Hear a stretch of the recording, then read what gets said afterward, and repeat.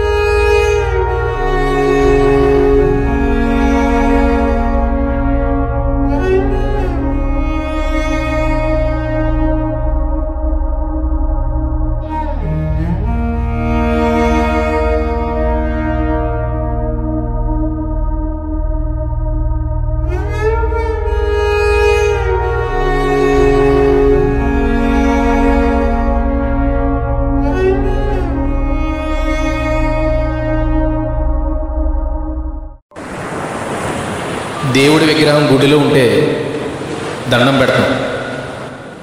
అదే దేవుడి విగ్రహం శిథిలంగా ఉంటే కనీసం కన్నెత్తైనా చూడం.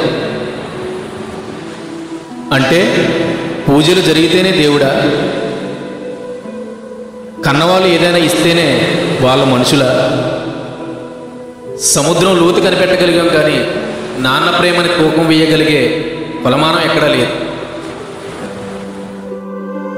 అలాంటి ఒక నాన్న రాఘవరావు గారి కథే ఇప్పుడు మీరు చూడబోతున్నారు.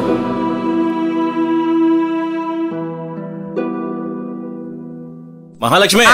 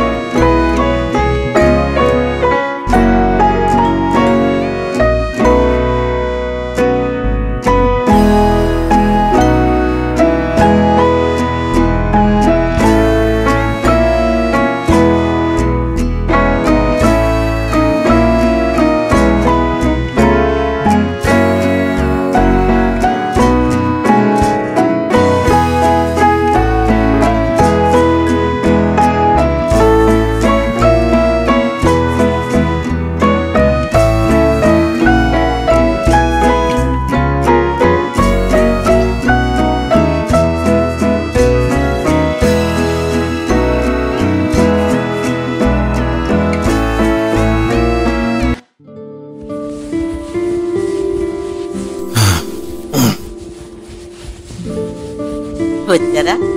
కొంచెం మంచినీళ్ళు తీసుకురా. అలాగేనండి.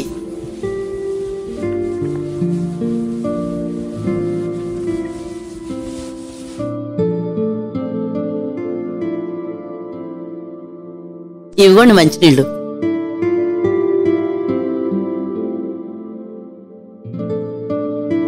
ఏమిటండి అలా ఉన్నారు? నాకు ఆఫీసులో రిటైర్మెంట్ డేట్ ఇచ్చేశారు. ఈ విషయం అబ్బాయికి కోడలికి చెప్పు. అలాగేనండి. అయినా వాళ్ళ ఇంట్లో ఉన్నారా? లేదండి, అబ్బాయి డ్యూటీకి వెళ్ళాడు. కోడలేమో మనవల్ని చూడడానికి హాస్టల్కి వెళ్ళింది. ఓహో, ఇల్లుండే రిటైర్మెంట్ ఫంక్షన్ కూడా చేస్తారట. మళ్ళీ కొండల రైడ్ గారు వస్తున్నారట. అలాగా? టైం అయిపోతుంది ఏమో శ్రీమతి. ఎంతసేపే అక్కడ అందరూ ఎదురు చూస్తా ఉంటారు. వస్తున్నానుండండి, మీకు మొన్నే చెప్పాను. నా పేరు మీనాక్షి సీరియల్లో మీనాక్షి అత్త కట్టుకున్న చీర కొనమని. కొన్నారా? కొనుంటే మీ రిటైర్మెంట్ ఫంక్షన్ లో ఎంత బాగుండేది. ముసలాళ్ళకి ఎందుకే దసరా పండుగ ఉందిరా. మా ఇంటి ముందు కారు అగింది. ఎవరై ఉంటారబ్బా? ఎవరు కావాలమ్మా?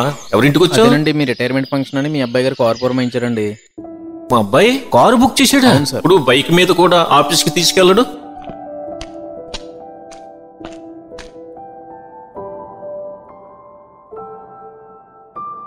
ఈ రోజు మీ రిటైర్మెంట్ అని నేనే కార్ బుక్ చేశాను నాన్నగారు. రండి త్వరగా, ఎమ్మెల్యే గారు వచ్చేస్తారు. నాన్నగారు నేను తీస్తాను, ఆగండి. ఎక్కడ నాన్నగారు? అమ్మా నువ్వు కూడా ఎక్కు. నువ్వెక్కు. రా మహాలక్ష్మి, కూర్చో. డ్రైవర్ గారు సార్, ఆ బ్రిడ్జి దిగి రైట్ సైడ్ తీసుకుంటే రోడ్ నెంబర్ 10 అండి. ఆ పక్కనే మా ఫంక్షన్.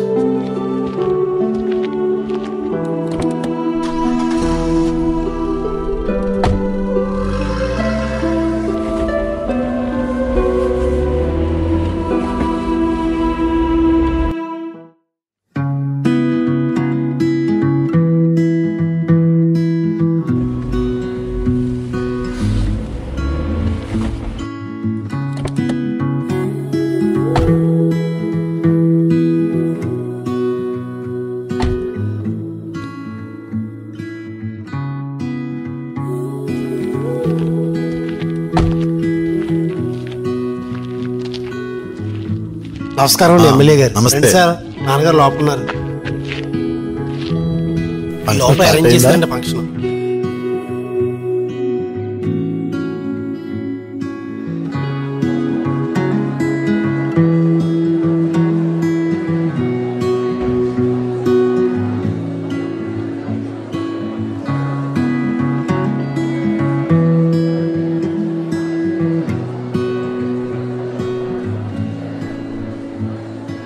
అందరికీ నమస్కారం. మనం చేసే వృత్తిని దైవంగా భావించాలి, గౌరవించాలి, అంతకన్నా ఎక్కువగా ప్రేమించాలి. అందులో ముందుగా ఉండే వ్యక్తి మన రాఘవరావు.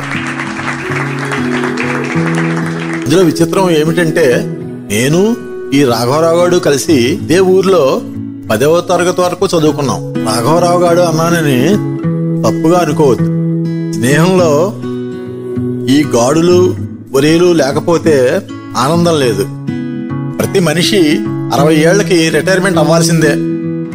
నేను కూడా రాజకీయాల్లో రిటైర్ కాక తప్పదు. నిజాయితీకి మారుపేరైన ఈ రాఘవరావుకి ఈ సత్కారం జరగడం సంతోషం. అది నా చేతుల మీదుగా జరగడం ఆనందం. మరోసారి రాఘవరావు దంపతులను అభినందిస్తూ ఈ సభకి ముఖ్య అతిథిగా నన్ను పిలిచిన కమిటీ సభ్యులకు ధన్యవాదములు.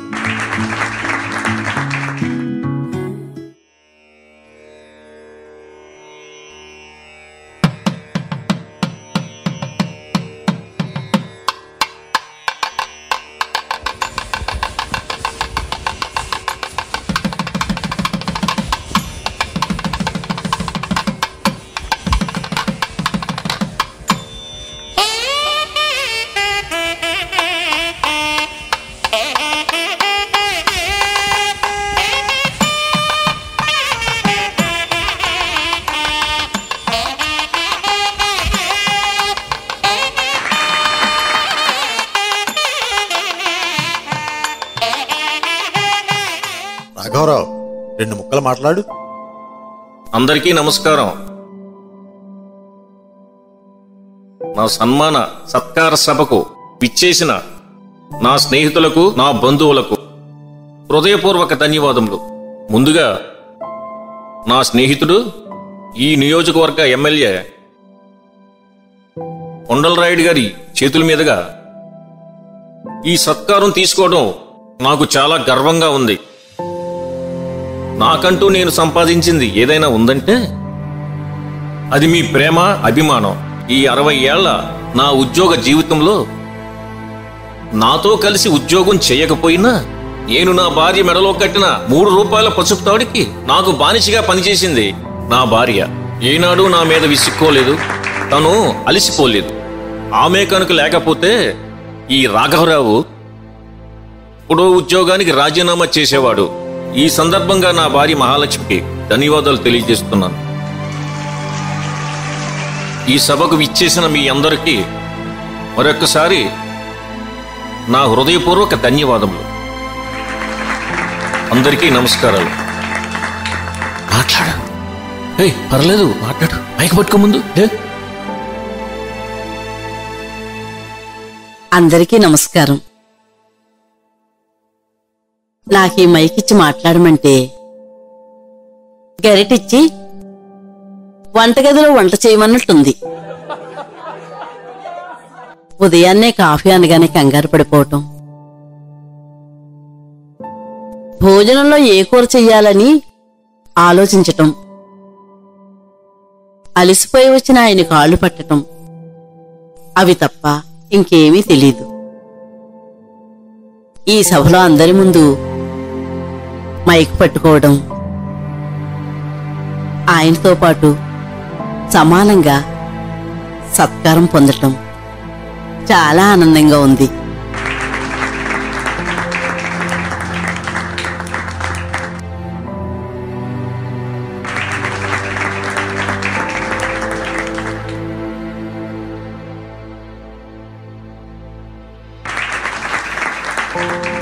ఎంతొచ్చింది డబ్బు వాళ్ళకి? 10 లక్షలు ఇచ్చారా? 10 లక్షలు ఇచ్చారా? ఆహా. ఉండలు రాయుడు, మా అబ్బాయి కోడలును. రండమ్మా రండి.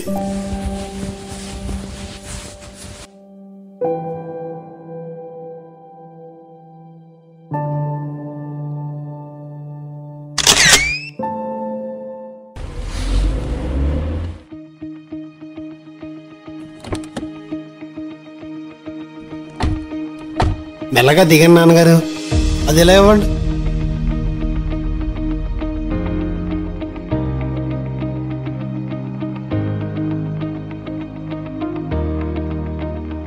జాగ్రత్తగా దిగమ్మా.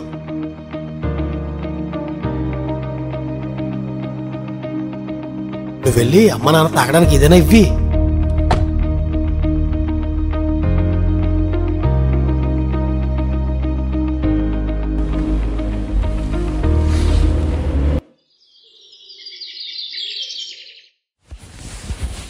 అయ్యో మామయ్య గారు, అలా ఏసీ గదిలో కూర్చోలేపారా? పాలు తాగుతారా? ఉండండి, తీసుకొస్తాను. పాలు అక్కర్లేదమ్మా, ఎప్పటిలాగే టీ తీసుకురా. సరే మామయ్య గారు. ఏంటి ఈ రోజు కొత్తగా అడుగుతుంది? ఏమో.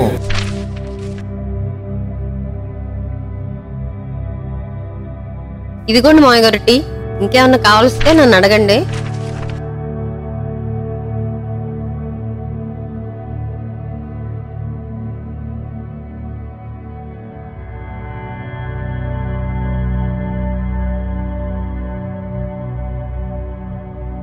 మహాలక్ష్మి, ఆ ఒక్క నిమిషం వెళ్ళారా? ఏమిటండి? కొంచెం మాట్లాడాలి, అలా కూర్చో. మహాలక్ష్మి, ఈరోజు మన కొడుకు కోడల ప్రవర్తన కొంచెం విచిత్రంగా ఉంది. వాళ్ళెందుకలా ప్రవర్తిస్తారండి? ఏమో, రిటైర్మెంట్ లో నాకు ఇచ్చిన డబ్బులు వాళ్ళకి ఏమైనా కావాలేమో. ఒకవేళ ఆ డబ్బులు కావాల్సి ఉంటే మీరివ్వరా ఏంటి? ఇవ్వలేను మహాలక్ష్మి. ఎందుకంటే ఆ డబ్బులు మనకి ఈ వయసులో చాలా అవసరం. ఇంకా నాకు చాలా అవసరం.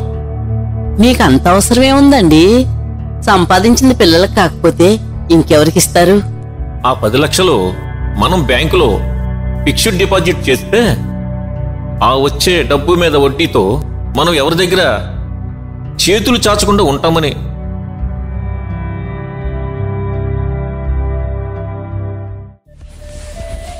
ఈయనెక్కడికి పొద్దున్నే లేచి తయారవుతున్నారు? యావండి శ్రీవారు, ఏంటి ఎక్కడికి బయలుదేరారు? ఎవరైనా పెళ్లికి పిలిచారా ఏంటి? డ్యూటీకే. ఒక్క నిమిషం ఆగండి.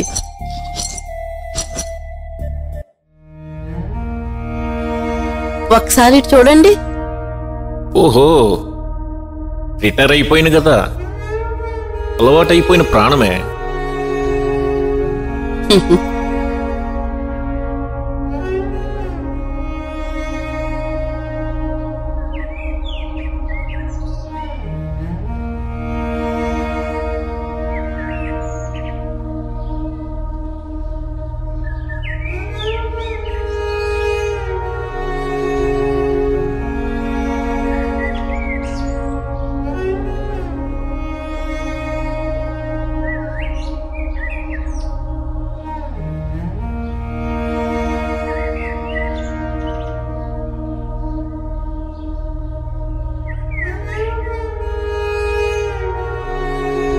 అయ్యో ఏమిటండి కళ్ళనీళ్ళు పెట్టుకుంటున్నారే?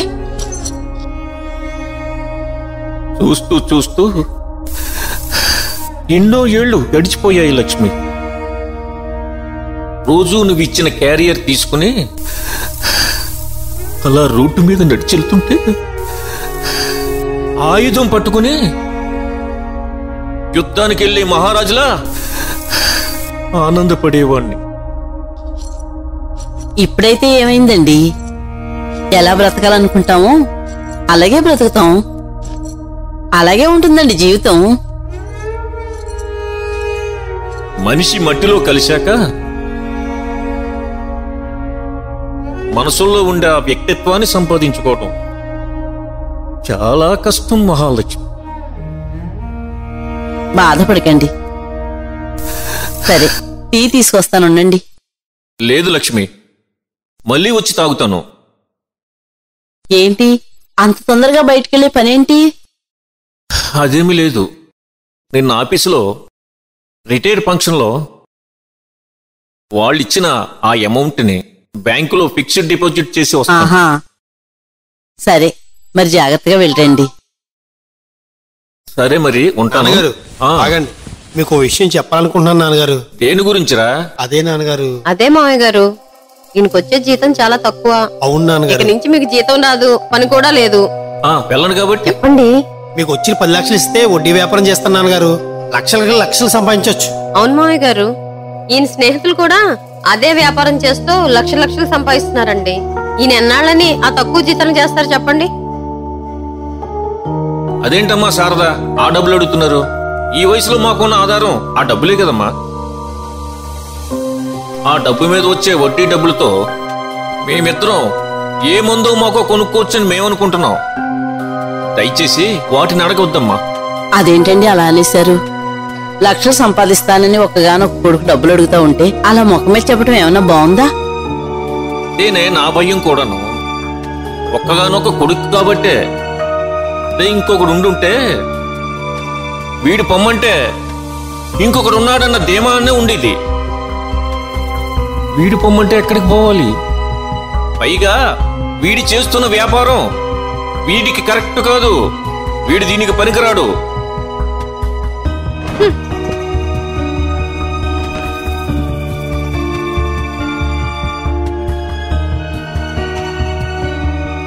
ఆ డబ్బులు ఎలా పట్టరా? బ్యాంక్ వెళ్ళి వస్తాను.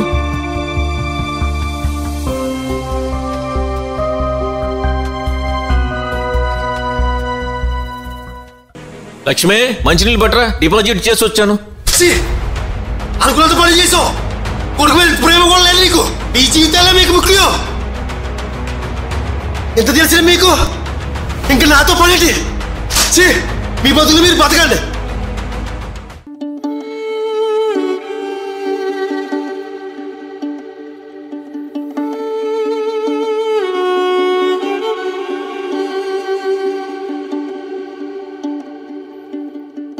మహాలక్ష్మి, మహాలక్ష్మి, మీరెందుకు పిలుస్తున్నారో నాకు తెలుసు. టీ లేదు. పాలు తీసుకురాలేదా? ఎందుకు తీసుకురాలేదు? మీ కొడుక్కి కోడలకి మాత్రం సరిపడగా తెచ్చుకున్నారు. నీకు కూడా ఇవ్వలేదా? ఉహుం.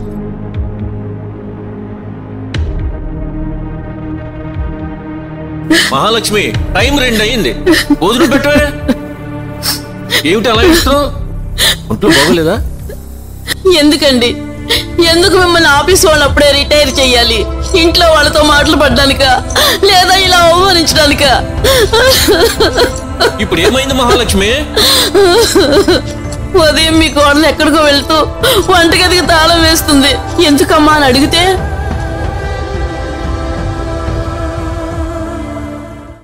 అదేంటమ్మా ఎప్పుడూ లేనిది వంటగదికి తాళం వేస్తున్నావు? మీ మావయ్య నేను ఇంకా భోజనం చేయలేదు. అదేం లేదత్తయ్య, 2 పందికొక్కులు వంటగదిలో దూరి మెక్కకుండా తాళం వేస్తున్నాను. అయినా మీ డబ్బులు మీవి అన్నప్పుడు మా సరుకులు మాకుంటాయిగా. అయినా ఒక పూట తినకపోతే చచ్చిపోర్లేండి. డబ్బులు అడిగితే ఇవ్వరు గాని తయారుగా మెక్కడానికి వచ్చి. ఈ మాత్రం దానికి ఏడుస్తున్నావా పిచ్చిదా?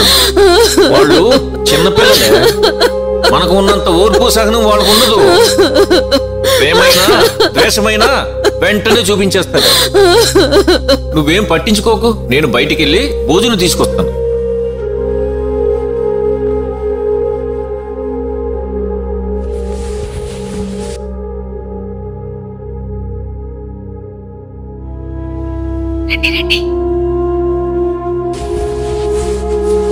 అమ్మా నాన్న, ఏంట్రా? పిల్లలిద్దరిని హాస్టల్ చదివించాలంటే చాలా ఖర్చు అయిపోతుంది. మరి ఏం చేస్తావు? వాళ్ళ ఇంటి నుంచే కాలేజీకి వెళ్తారు. వాళ్ళని అక్కడి నుంచి తీసుకొచ్చేద్దాం అనుకుంటున్నాను. నీ ఇష్టం. ఏంటి మనవణ్ణి మనవరాలను ఇంటికి తీసుకొచ్చేస్తావా? అవునమ్మా. ఎంత మంచి మాట చెప్పావురా. పోనీలే, ఇక నుంచి అయినా ఇంటి దగ్గర నుంచే కాలేజీకి వెళతారు. అది కాదమ్మా, నేను చెప్పేది పూర్తిగా వినవు. మీరు ఈ గది ఖాళీ చేస్తే పిల్లలు ఆడుకోవడానికి చదువుకోవడానికి బాగుంటది. వాళ్ళు సాయంత్రం వస్తారు, ఈలోగా ఖాళీ చేయండి. అయితే మేమెక్కడుండాలరా? అదేంటి మామయ్య గారు, ఇంత పెద్ద ఇంట్లో చోటే లేదా? అల్లో పడుకోండి. అదేంట్రా, మీ నాన్న హాల్లో పడుకోవడం ఏంటి? నీ పెళ్ళం ఏం మాట్లాడుతుందో వింటున్నావా? సర్లే అమ్మా, మీరు ఇక్కడే పడుకోండి. నేను మా ఆవిడ బయట పడుకుంటాంలే. అదేంట్రా, పిల్లలు మేము ఒక గదిలో పడుకోకూడదా? పడుకోకూడదు నాన్న, వాళ్ళ చదువుకి ఇబ్బందిగా ఉంటుంది. అది కాదురా. నాకు అర్థమైందిరా. మీ అమ్మకి ఇంకా అర్థం కాదు గానీ మనవడు మనవరాల కోసం బయట పడుకుంటే తప్పే ఉందిరా. పడుకుంటాం. మహాలక్ష్మి,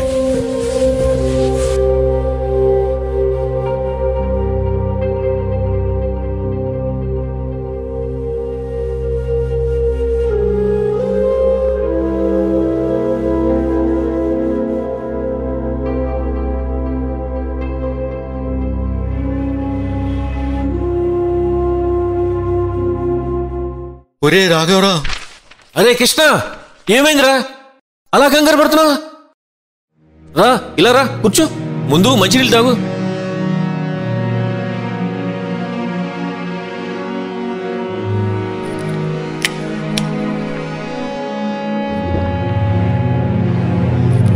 చెప్పరా కృష్ణ, ఏమైంది? ఒరే రాఘవ, ఒరే మా అబ్బాయికి యాక్సిడెంట్ అయిందిరా. అవునా? హాస్పిటల్లో జాయిన్ చేశాను. డాక్టర్లు చెప్పలేమంటున్నారు రా. ఆపరేషన్ చెయ్యాలంట. నా దగ్గర డబ్బులు లేవురా. నువ్వే సాయం చేయాలరా రాఘవ. ఏం పర్వాలేదురా, నేను ఉన్నాను కదా. ఇప్పుడే 1 నిమిషంలో డబ్బులు తీసుకొస్తానుండు.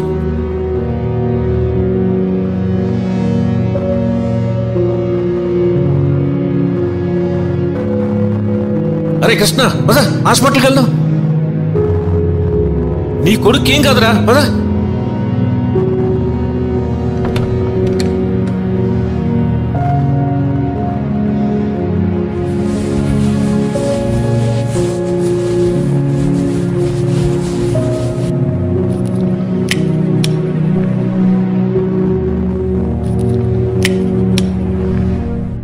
ఊళ్ళో ఉన్న వాళ్ళందరికీ ఇలాగే దాన ధర్మాలు చేయండి. కొడుకు మాత్రం 1 రూపాయి సాయం చేయరు. ఆడెవడ చెత్త మీకు పోయేటండి. ఆడెవడో వస్తుందని కొడతారా? చంపేస్తాను ఇంకో మాట మాట్లాడేవంటే ఎవరనుకుంటున్నావురా ఆయన? ఆయనే లేకపోతే నువ్వు ఇలాగుండేవాడువా? అసలు ఏం జరిగిందో తెలుసా?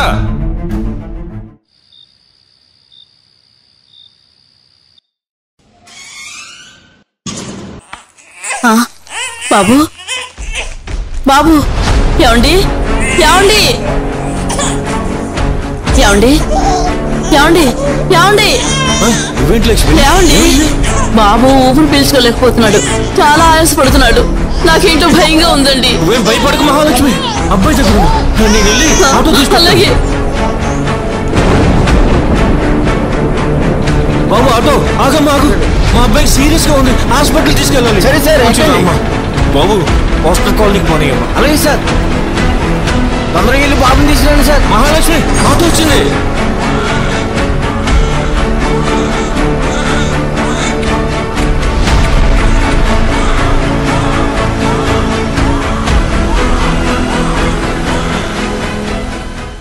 డాక్టర్, ఒకసారి పేషెంట్ దగ్గరికి రండి.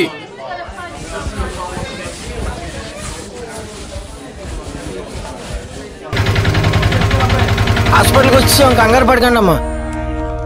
డాక్టర్, డాక్టర్, డాక్టర్, ఉన్నట్టుండి మా బాబు ఊపిరి తీసుకోలేకపోతున్నాడు డాక్టర్. మాకు చాలా భయంగా ఉంది డాక్టర్. ఒకసారి వచ్చి చూడండి.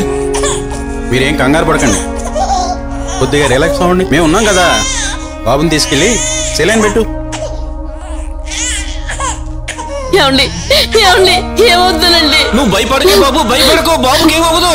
డాక్టర్ గారు చూస్తున్నారు కదా. కంగారు పడకండి సార్. భయపడకండి సార్, బాబుకి ఏమవదు, బాగానే చాలా భయంగా ఉంది. ఏమీ పర్వాలేదు బాబు, ఎందుకు నా బిడ్డకి ఏమవుతుందో ఏంటో.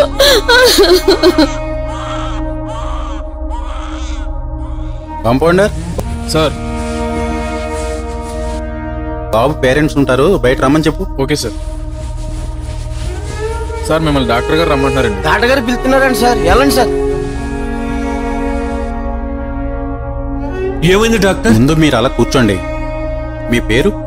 నా పేరు రాఘవరావు డాక్టర్. ఐఎమ్ సారీ మిస్టర్ రాఘవరావు గారు. ఏమంటారు డాక్టర్? మీ అబ్బాయి హెల్త్ కండిషన్ చాలా క్రిటికల్ గా ఉంది. హార్ట్ లో ఓవల్ ఉండడం వల్ల ఊపిరి తీసుకోవడం కష్టంగా ఉంది. మీ బాబుకి ఇమీడియట్ గా ఆపరేషన్ చేయకపోతే ప్రాణానికే ప్రమాదం. ఒక్కరోజు లేట్ చేసినా మనకి రిస్కే. ఆపరేషన్కి ఎంత ఖర్చు అవుతుంది డాక్టర్? మెడిసిన్స్ తో కలిపి మొత్తం 3 లక్షలు అవుతుంది. 3 లక్షలంటే నాకొచ్చే జీతం ఇల్లు గడవడానికే సరిపోతుంది సార్. వెనకేసుకున్నదంటూ ఏమీ లేదు. మరి ఎలా అండి బాబు? ఆ స్థితిలో ఉంచటం చాలా ప్రమాదం. మెడిసిన్స్ తో ఎంతకాలం బ్రతికించగలం? ఏదైనా అమ్మి లేకపోతే ఎవరి దగ్గరైనా అప్పు చేసైనా బాబును బతికించుకోవాలి కదా. ఆ డబ్బు సంగతి చూడండి, నేను ఆపరేషన్కి ఏర్పాటు చేస్తాను. ఈ విషయం నా భార్యకి చెప్పనండి. మాట ఇవ్వండి డాక్టర్. ఓకే. ఇప్పుడు 3 లక్షలు ఎవరిని అడగాలి? ఏమండి, డాక్టర్ గారు ఏమన్నారు? అబ్బాయికి ఎలా ఉందన్నారు? పర్వాలేదన్నారే. జ్వరం అట, కొద్దిగా వీక్ గా ఉన్నాడని సెలైన్ పెడితే తగ్గిపోతుందట. నువ్వు తగ్గిపోతుందన్నా బాబుకి? కంగారు పడకు. అలాగేనండి. అలా కూర్చో. ఇప్పుడు ఎలా? నా ఫ్రెండ్ కృష్ణకు ఫోన్ చేస్తా.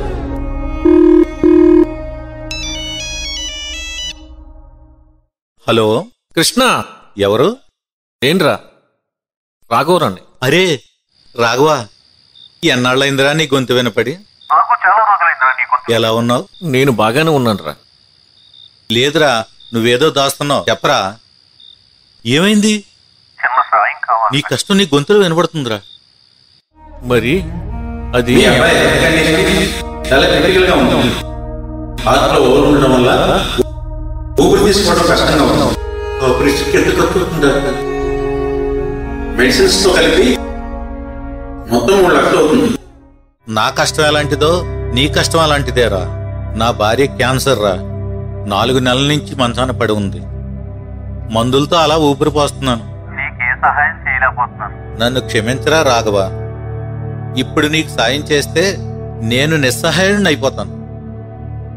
నేను డబ్బులు లేవంటలేదు, నాకు అవసరమే.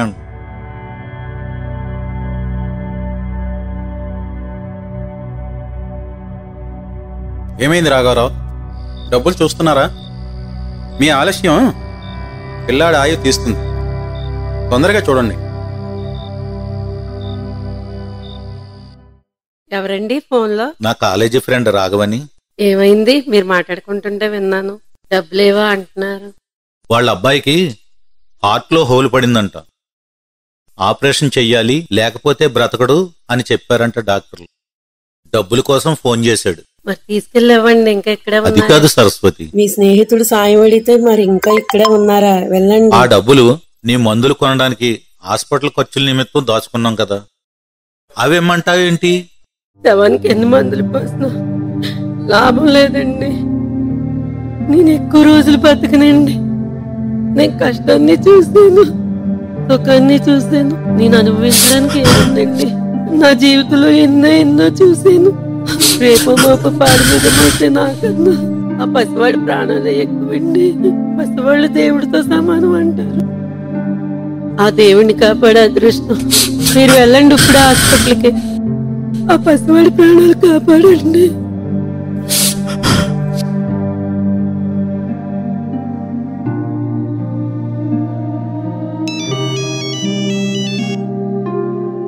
ఒరే రాఘవ, నువ్వేం కంగారు పడకరా. డబ్బులు తీసుకొస్తున్నాను రా. ఏ హాస్పిటల్ చెప్పు, నీ బిడ్డకి ఏం కాదు. చాలరా కృష్ణ. ఆ రోజు నా స్నేహితుడు డబ్బులు ఇవ్వకపోతే ఈ రోజు ఈ డబ్బుల గురించి నన్ను నిలదీసేవాడువా? అసలు నువ్వు ఉండేవాడువా? ఒకటి గుర్తు పెట్టుకో రేయ్, కష్టాలు రాని బంధాలు స్నేహాలు పాడి మొయ్యడానికి వస్తే ఏం లాభం రా?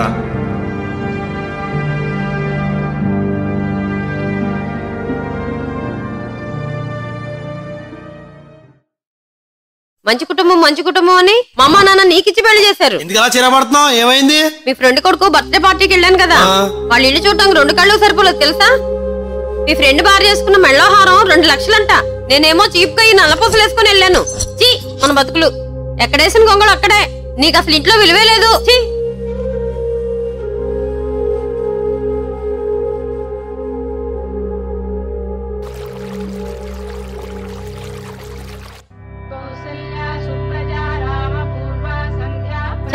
వీళ్ళు ఏ పని చేసుకోకుండా అడ్డంగా పడుకున్నారు.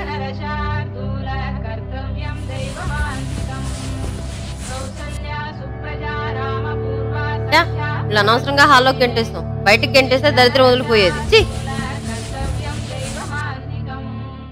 ఏమండి ఇలా రండి. ఏమైందే? మేమ్మ నాన్న లేవమని చెప్పండి. అలా అడ్డుగా పడుకుంటే ఇంట్లో పని ఎలా చేసుకోను? కాసేపు ఆగాక వాళ్ళిద్దరు లేసాక చేసుకుంది కదా, అర్జెంట్ గా చేసే పని ఏముందే? అదేంటండి ఈ రోజు మా అమ్మ నాన్న వస్తున్నారుగా, ఇంట్లో నాకు చాలా పనులున్నాయి. వాళ్ళిద్దరు లేసే చేసుకోవాలి కదా, 10 దానికి వాదిస్తావేంటే? ఆ గదిలోంచి పంపేశాం, అక్కడ పడుకోనియే, ఆ పక్కన వెళ్ళి పని చేసుకో. దెబ్బలాడుకుంటున్నారా? పదండి చూద్దాం.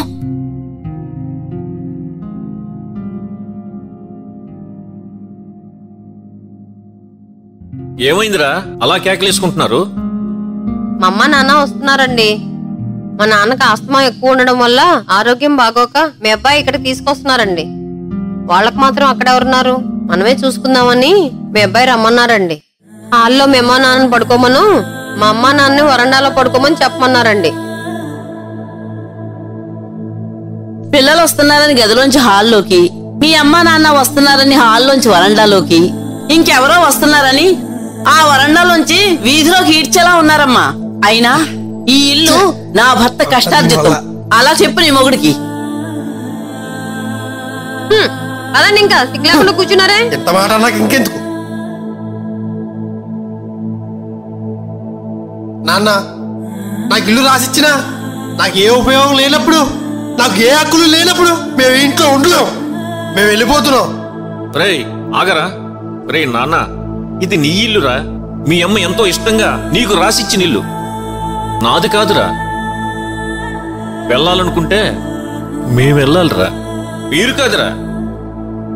ఒరే నాన్న, మీరు చిగిరించే మొక్కలరా, మేము ఎండిపోయి రాలిపోయే ఆకులం.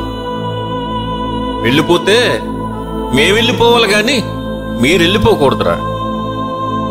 మాకేదో ఆశ్రయం దొరక్కపోదు. మహాలక్ష్మి, నువ్వు ఇక్కడే ఉండి మనవణ్ణి మనవరాల్ని చూసుకో, వాళ్ళనే ఇబ్బంది పెట్టకుండా నువ్వు ఇక్కడే ఉండు. నా వల్ల వీళ్ళకు ఏ ఉపయోగం లేదే, నేను వెళ్ళిపోతాను. ఎంత మాటన్నారండి. మీరెక్కడుంటే నేను అక్కడే. ఈ కట్టెల్లో కాలిపోయేంత వరకు మీతోనేనండి నా బ్రతుకు.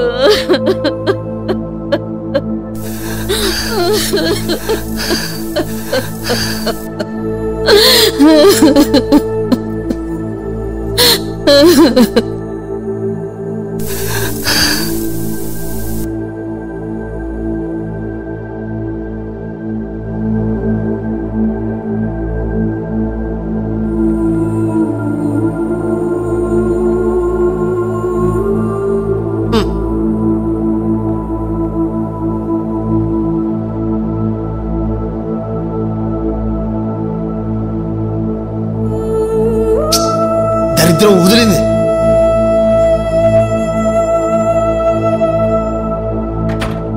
అమ్మయ్యా వెళ్ళిపోయారు, మా ఆవిడ గోల తప్పుతుంది.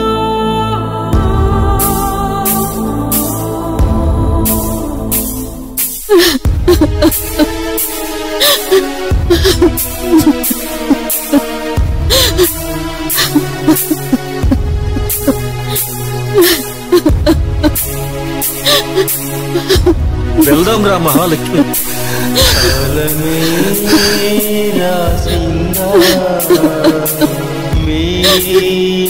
తలరాతనిరా చాటుగా విధి మీతో వింతాటని బంధాలనున్నా మీరన్నింటికి బరువే కదా బ్రతుకంటే పండుగ కాదు ఆపై వాడే ఆడించు నాటకం చీకట్లో రాసాడేమో ఈ అమ్మా నాన్న జాతకం కడవరకు కాటి వరకు మీకు మీరే తోడుగా ఏ బంధం ఏ పాసం మీ వైపు రావురా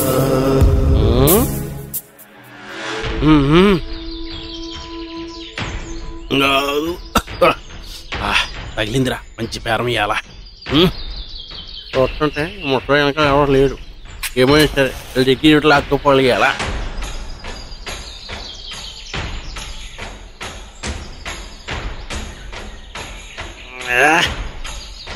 కట్రాలింగి ఎలా నీ పట్ట పండిందిరా రంగా మహాలక్ష్మి నీ మెల్లో గొలుసు తాకట్టు పెట్టి డబ్బులు తీసుకుందాం. ఆ డబ్బులతో చిన్న ఇల్లు అద్దెకి తీసుకుందాం. ఏమంటావు? ఇలా చూస్తుంటే పంపలోంచి బయటకు వచ్చేసినట్టున్నారు.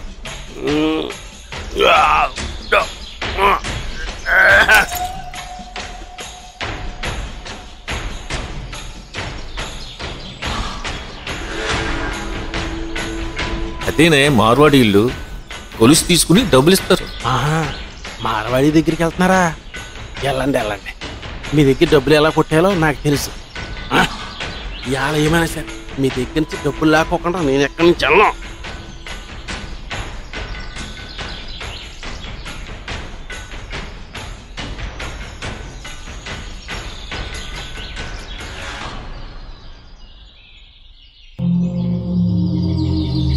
ఏంటి ఇంకా రావట్లేదు వీళ్ళు? రామహాలక్ష్మి అద్దెకిల్లేనో దొరుకుతుందేమో చూద్దాం. వచ్చేసారు. అరే రంగా ఇంకా మొదలెట్రా. అయ్యో అలా పడిపోయింది బాబు.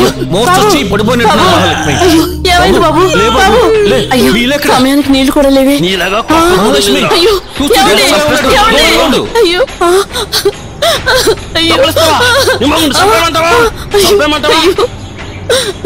మహాలక్ష్మి డబ్బులు కాదు, మీరు మళ్ళీ ఏం చేయలేడు. మహాలక్ష్మి చూడు, చుట్టూ అందరూ చూస్తారు. ఎవరో వచ్చి కాపాడతారు.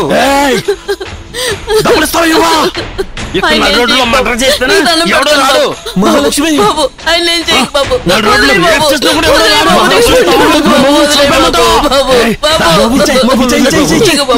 డబ్బులు ఇక బాబు, నీకు కావాల్సిన డబ్బులే కదా. బాబు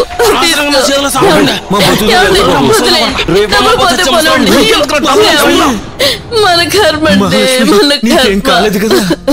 ఊరుకో మహాలక్ష్మి. రా మహాలక్ష్మి, మనకు అదృష్టం లేదు. ఎన్నాళ్ళు ఈ ఆకలితో చావాలి. అయ్యో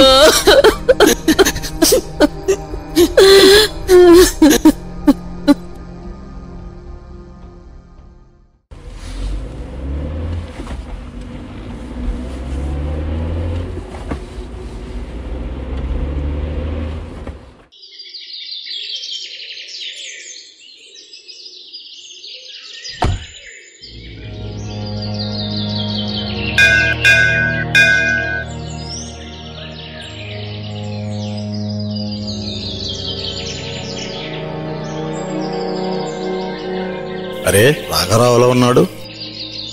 ఒరే రాఘవా. ఒరే కొండల రైడు. ఎన్నాళ్ళైందిరా నిన్ను చూసి. నేను నీలాగే రాజకీయాల్లోంచి రిటైర్మెంట్ అయ్యానురా. నువ్వేంట్రా ఇక్కడ? నువ్వు రిటైర్ అయ్యాక ఇప్పుడే నేను చూడటం. అయినా నువ్వేంటి ఇక్కడ? ఆశ్రమంలో అన్నదానం ఏమన్నా చేస్తున్నావా? పుణ్యం కొద్దీ పురుషులు, దానం కొద్దీ బిడ్డలు అన్నారు. తిప్పి చక్రవర్తి తన గుండెను కోసి తూకం వేసినట్లు గుండెల మీద పెట్టి పెంచుకున్న కొడుకు మమ్మల్ని తూకం వేసి ఇలా వీధి పాలు చేశాడండి. ఒక్కగానొక్క కొడుకు కదా అని ఉన్న ఇంటిని రాసిచ్చేశారు. కొడుకు పైన ఎంత ప్రేమ ఉన్న మీకు ఇన్ని సంవత్సరాల్లో ఒక్కసారైనా వాడిని చూడాలనిపించలేదా? ఎందుకు లేదురా? ప్రతిరోజు నా కొడుకు కోడల్ని చూడాలని, నా మనవడు మనవరాలతో ఆడుకోవాలని చాలా ఆశగా ఉండేదిరా. రోజు నా ఇంటి దాకా వెళ్లి దూరంగా నిలబడి దొంగచోటుగా కూసొచ్చేవాడు. తనైతే వాళ్ళను తలుచుకుని బాధపడని రోజంటూ లేదురా. మేము పలానా చోట క్షేమంగా ఉన్నామని ఎప్పుడు వాళ్ళకు ఉత్తరం రాయాలనిపించలేదా? లేదురా, రాయాలనిపించలేదు. ఏమైందమ్మా? ఎందుకు ఏడుస్తున్నావు?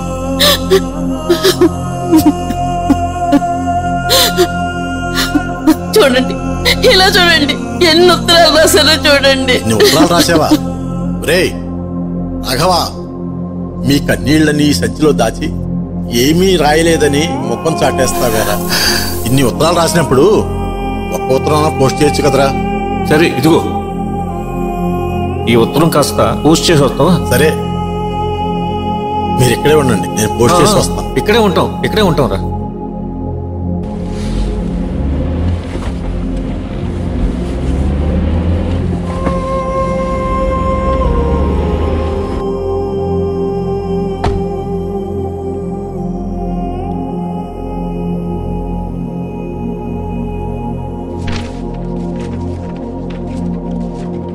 ఇది రాఘవరావు కొడుక్కి చేరొచ్చు చేరకపోవచ్చు.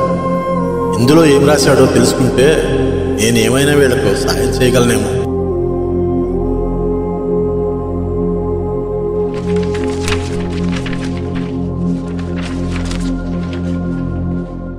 నా ప్రాణానికి ప్రాణమైన నా ఒక్కగానొక్క కొడుక్కి నిన్ను సంతోషపెట్టలేని ఈ నాన్న రాస్తున్న కడసారి ఉత్తరం. కంగారు పడకు. ఇప్పుడు ఈ ఉత్తరం ఏమిటి? ఇప్పుడు వీళ్ళని తీసుకొచ్చి సేవలు చేయాలా ఏంటి అని కంగారు పడకు. అందుకే చివర రాయాల్సిన మాటలు ముందుగా రాస్తున్నా. నీకు ఈ ఉత్తరం అందేసరికి మేము ఈ లోకాన్నే విడిచి వెళ్ళిపోతాం. మనకి పూట గడవని రోజుల్లో మీ అమ్మ నిన్ను కన్నది. అప్పుడు నువ్వు మాకు భారం అనుకుంటే ఇప్పుడు నువ్వు ఉండేవాడివే కాదు. ఇప్పుడు నువ్వు మమ్మల్ని భారం అనుకున్నావు, బరువు అనుకున్నావు. ఒరే నాన్న, మేం వృద్ధాశ్రమంలో నీళ్లు తాగామో లేదో తెలియదు కానీ కన్నీళ్ళు మాత్రం ఎమింగే వాళ్ళు. చిన్నప్పటి నుంచి నీ సంతోషమే మా సంతోషం అని బతికాం.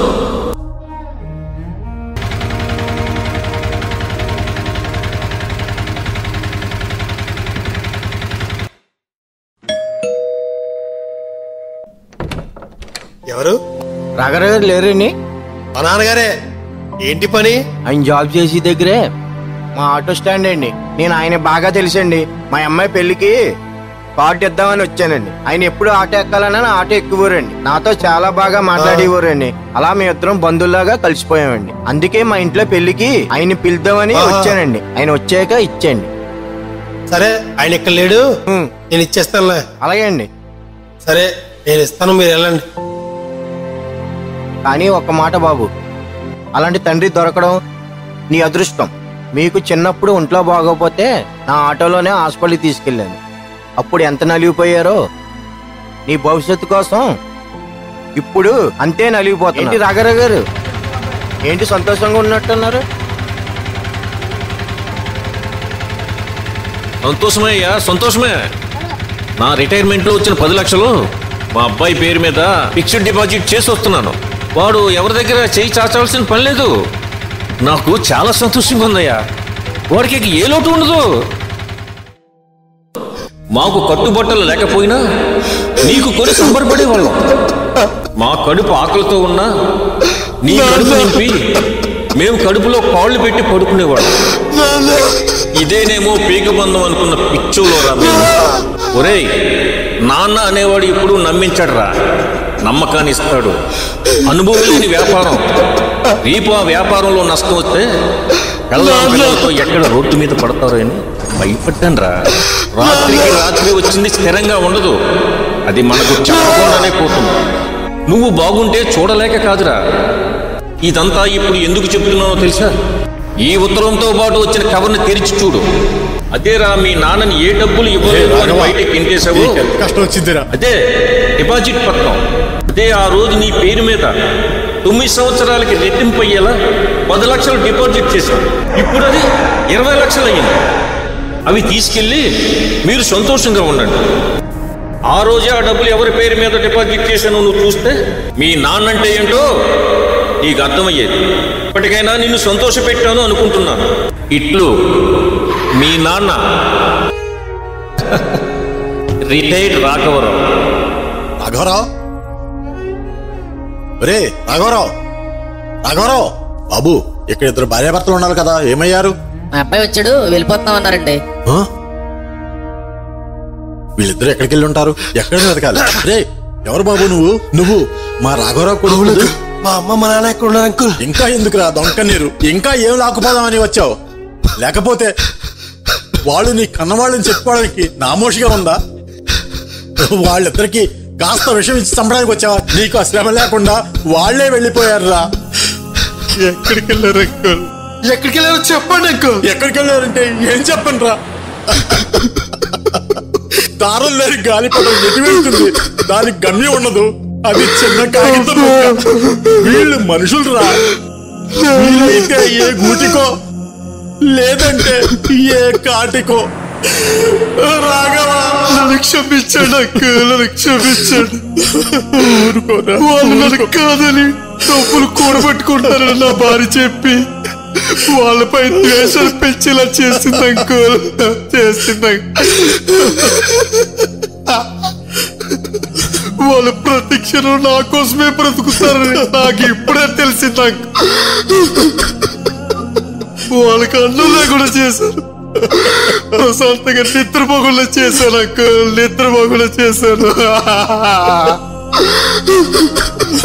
రాజులాంటి మా నాన్నని బయటికి తోసేసి తలుపులేస్తాను అంకుల్. నాకు పుట్టగదులు ఉండవు అంకుల్.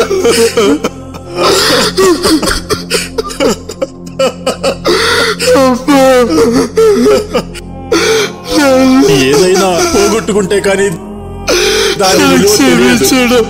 అదే వస్తువైనా సరే మనిషి అయినా సరే. చూడు, రాజులాగా బ్రతికే ప్రతి కొడుకు సుఖం వెనకాల సిపాయిలాగా యుద్ధం చేసే నాన్న ఒకడు ఉంటాడు.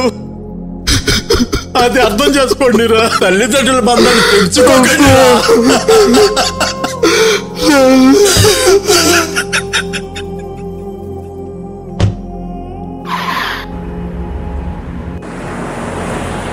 అమ్మా రాఘవరావు, రాఘవరావు ఎక్కడున్నావురా?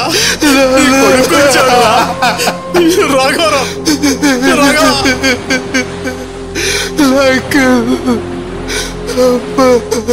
నీ కొడుకు మీద ఎంత ప్రేమ పెంచుకున్నావురా. నీ చివరి రోజు వరకు ఈ ఫోటోని చూస్తూ కాలం గడిపేశావురా రాఘవ.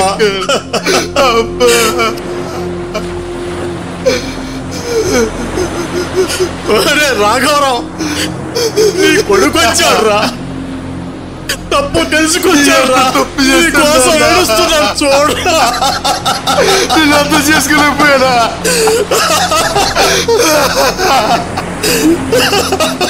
నానా నన్ను క్షమించు నానా, క్షమించు నానా.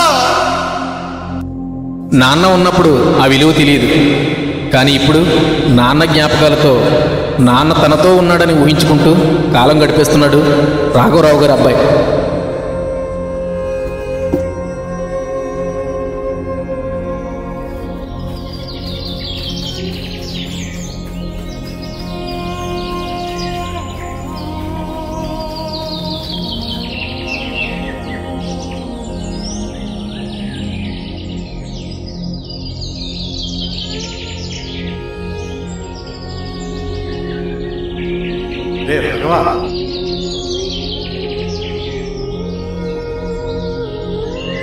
చందమామ రావే జాబిల్లి రావే అని ఎవరో రాసిన కథని మన బిడ్డలకి గోరుముద్దలు తినిపిస్తూ చెప్తాం. నిన్ను అలాగే గోరుముద్దలు తినిపించి పెంచిన అమ్మా నాన్న కథను మాత్రం చెప్పం. నాన్న అయితే గాని నాన్న మనల్ని పెంచడానికి పడిన కష్టం తెలియదు. అమ్మ అయితే గాని ఏ ఆడపిల్లకి పురిటి నొప్పులు విలువ తెలియదు. అందుకే నాన్న చనిపోయాక లక్షలు ఖర్చు పెట్టి భోజనాలు పెట్టడం కాదు, నాన్న ఉండగానే వీడికడ అన్నం పెట్టి దూరం కాకుండా చూసుకుందాం. అందరూ ఉన్నా ఇంకా వృద్ధాశ్రమాల్లో వనవాసం చేస్తున్న సీతారాములు లాంటి అమ్మా నాన్నలకి నా పాదాభివందనాలు.